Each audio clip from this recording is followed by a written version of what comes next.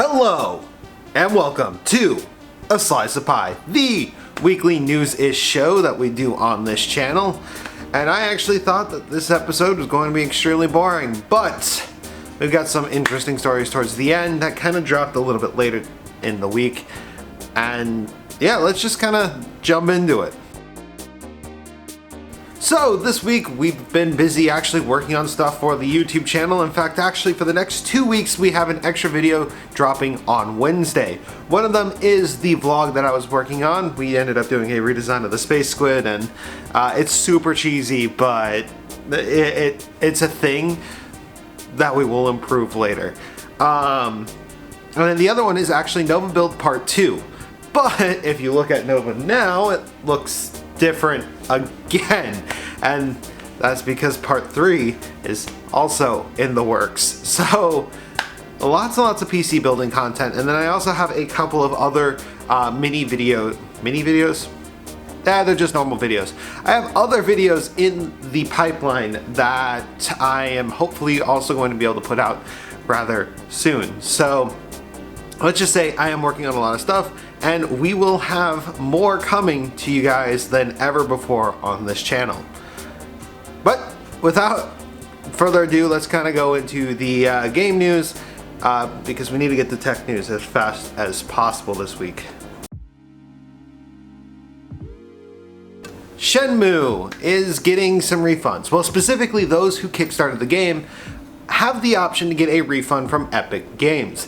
So if Epic buying out the rights to publish Shenmue on their platform bugs you just enough, and you were one of those people who did actually pay towards the Kickstarter, Epic will pay you money to shut up. That's pretty much what they're doing. Nintendo is doing the most un-Nintendo thing ever.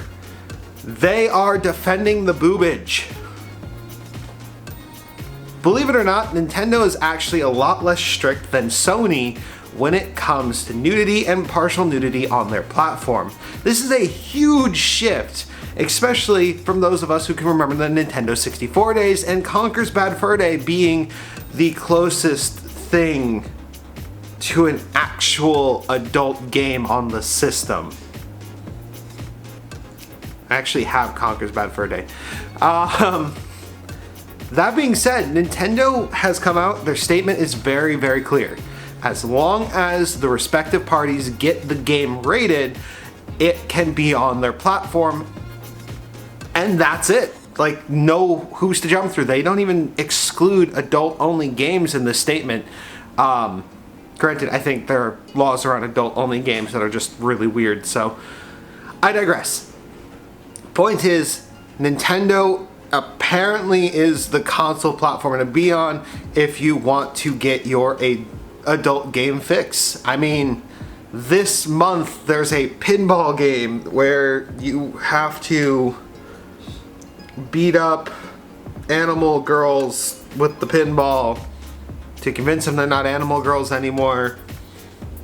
Yeah, I think that's actually a game. I'm gonna pop up the title of the game. And the worst part is I think it's a series of games, but I digress. Nintendo's Switch Mini might actually be the worst kept secret that the company's had for quite a while. More accessories have leaked. Like, this isn't a first, this isn't the second, this is like the third time this has happened.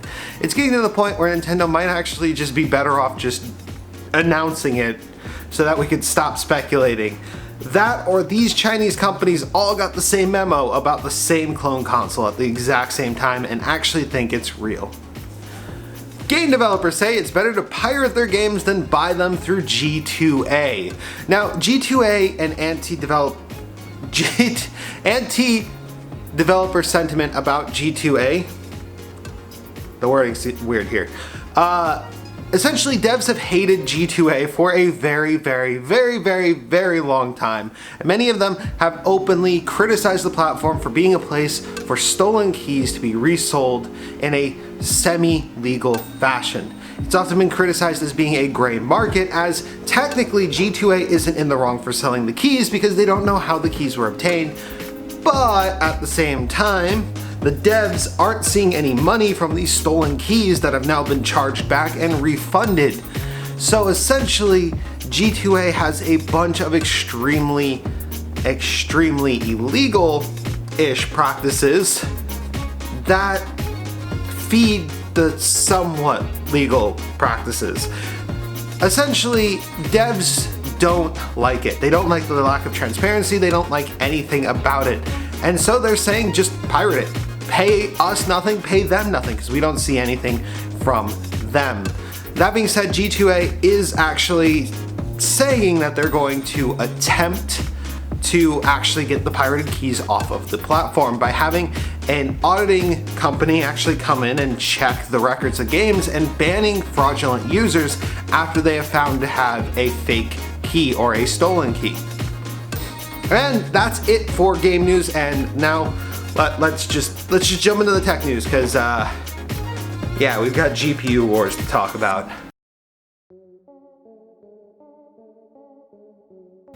Alright, tech news.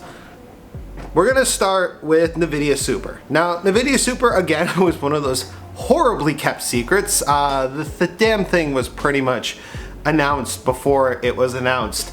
Now, you can get your hands on them, and reviewers have reviewed them, shown them off, and, well, all except for the 2080 Super, which is apparently still under embargo, or actually never was given to reviewers.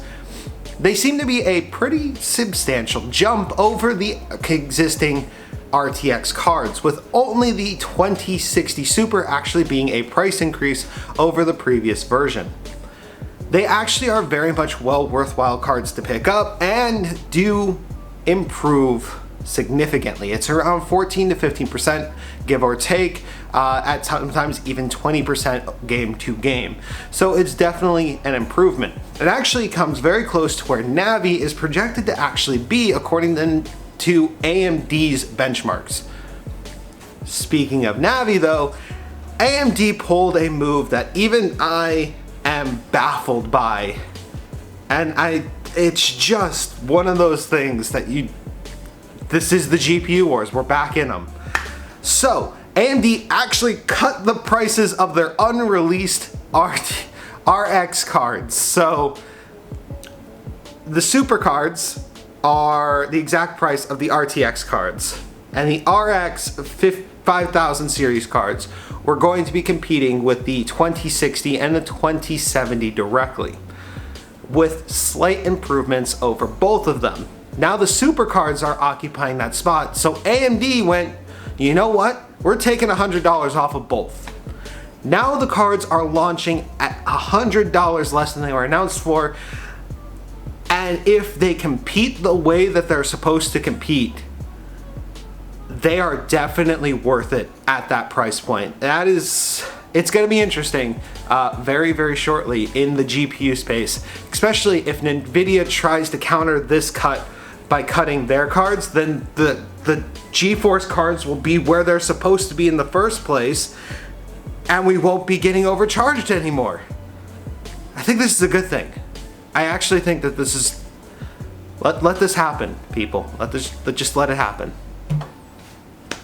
And then finally, the new Ryzen benchmarks have actually been extremely impressive. We have been seeing that actually engineering samples are getting better, which is pretty common. The first round of engineering samples that usually leak usually don't tell the whole story.